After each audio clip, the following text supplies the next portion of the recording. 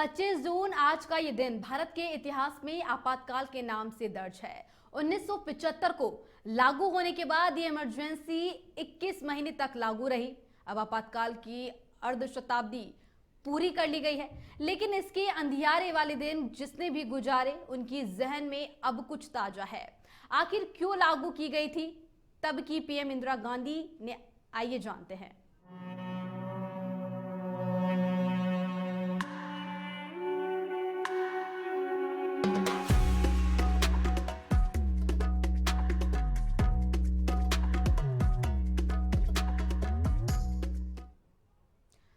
पच्चीस जून 2025 का दिन आपातकाल की अर्ध शताब्दी का बड़ा पड़ाव। साल 1975 में इस तारीख की आधी रात को तत्कालीन प्रधानमंत्री इंदिरा गांधी ने देश में आपातकाल की घोषणा की और यह इमरजेंसी 21 मार्च 1977 तक लागू रही। बता दें कि 21 महीने की अवधि और उस दौरान हुई घटनाएं भारतीय इतिहास में महत्वपूर्ण और विवादास्पद समय को बयां करती है। आखिर क्यों इंदिरा गांधी ने कहा कि भाई बहनों रात 12 बजे से देश में आपातकाल लागू हुआ? आइए जानते हैं इसके क्या रहे कारण।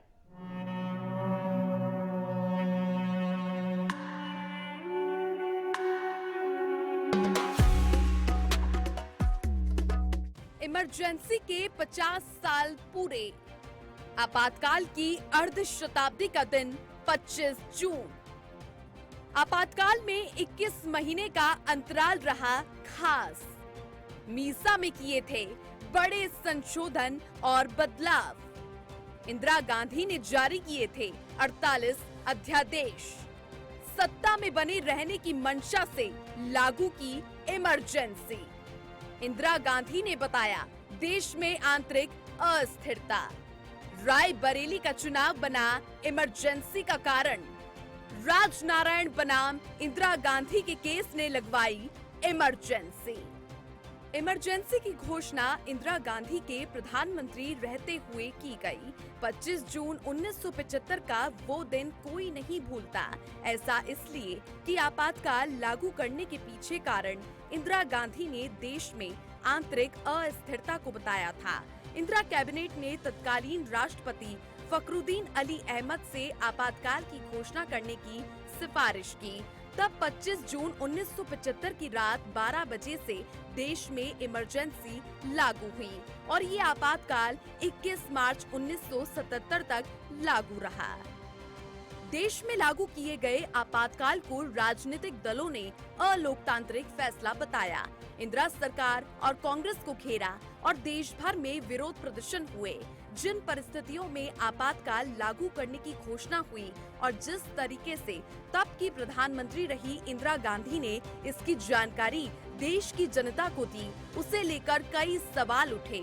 चारों ओर से इंदिरा सरकार के फैसले को तानाशाही बताया गया।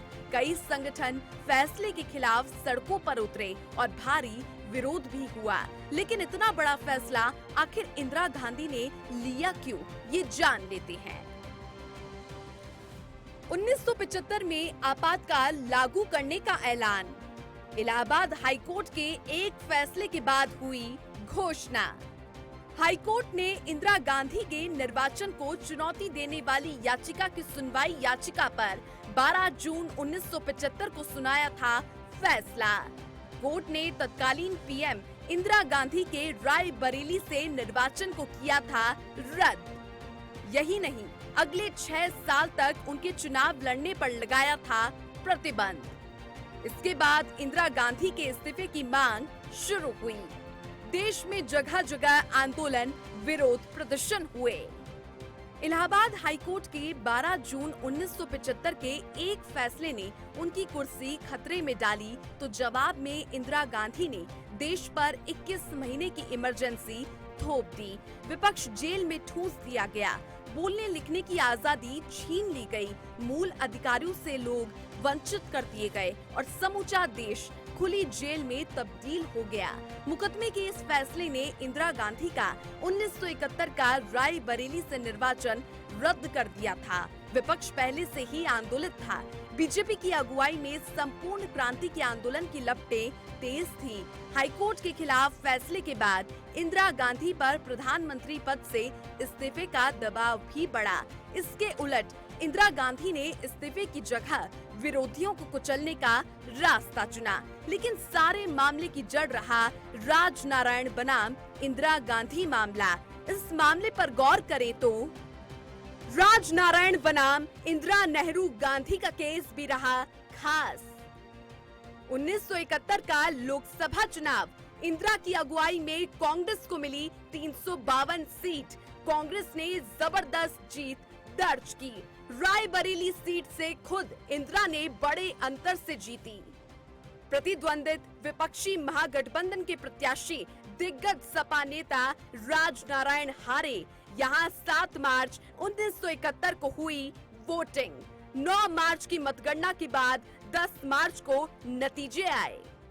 इंदिरा गांधी को 1,83,309 वोट मिले और वो जीती। राजनारायण को 71,499 वोट मिले और वो हारे।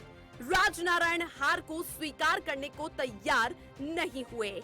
इलाहाबाद हाईकोर्ट में इंदिरा गांधी का निर्वाचन रद्द करने की याचिका दाखिल की और कोर्ट में 24 अप्रैल 1971 को चुनाव याचिका दाखिल की। रायबरेली का यही वो चुनाव रहा जिसका मुकदमा हाई कोर्ट में चला। इसके बाद कोर्ट ने तत्कालीन पीएम इंदिरा गांधी के रायबरेली से निर्वाचन को रद्द कर दिया। शायद यही प्रमुख कारण था कि देश ने 21 महीने की इमरजेंसी झेली। इसके साथ ही सरकार ने कई बार संविधान में संशोधन किए। इस पर गौर करें तो राष्ट्रपति, उपराष्ट्रपति, प्रधानमंत्री, स्पीकर के पदों के लिए चुनाव को अदालतों के दायरे से बाहर रखना। इसकी प्रस्तावना में समाजवादी, पंथ निरपेक्ष और अखंडता शब्द शामिल करना किया गया। कई कानूनों में संशोधनों से शक्ति का संतुलन केंद्र के पक्ष में हो गया था। इसके साथ ही उच्च न्यायपालिका की शक्तियां भी कम कर दी गई थी। 1975 में 26 अध्यादेश, 1976 में 16 अध्यादेश और 1977 में 6 अध्यादेश जारी किए गए। मीसा में संशोधन का पहला अध्यादेश 29 जून 1975 को जारी किया गया। मीसा संशोधन को 4 बार और जारी किया। इसे संसद से मंजूरी भी मिली। तब कई विपक्षी सदस्य जेल में थे, इसलिए विधेयक पारित करना आसान था। आपातकाल के बाद सबसे महत्वपूर्ण संशोधन अनुच्छेद 359 में किया गया था। अनुच्छेद 359 के मुताबिक आपातकाल की घोषणा के बाद राष्ट्रपति नागरिक स्वतंत्रता और मौलिक अधिकार निलंबित करने के आदेश जारी कर सकते हैं। लेकिन जनता पार्टी सरकार के द्वारा लाए गए संशोधन के अनुसार राष्ट्रपति अनुच्छेद 20 और 21 को छोड़कर मौलिक अधिकारों को निलंबित कर सकते हैं। अनुच्छेद 20 अनुचित दोष सिद्धि से सुरक्षा प्रदान करता है, वहीं अनुच्छेद 21 जीवन एवं व्यक्तिगत स्वतंत्रता की सुरक्षा से संबंधित है। इसी बीच संसद ने 2 मौकों पर लोकसभा की कार्यकाल को 1-1 वर्ष बढ़ाने के विधेयक को भी मंजूरी दी थी। इतना होने के बाद इंदिरा गांधी ने 18 जनवरी 1977 को चुनावों का आह्वान किया। 24 मार्च 1977 को जनता पार्टी के नेता मोरारजी देसाई के नेतृत्व में नई सरकार आने के साथ ही आपातकाल हटा लिया गया।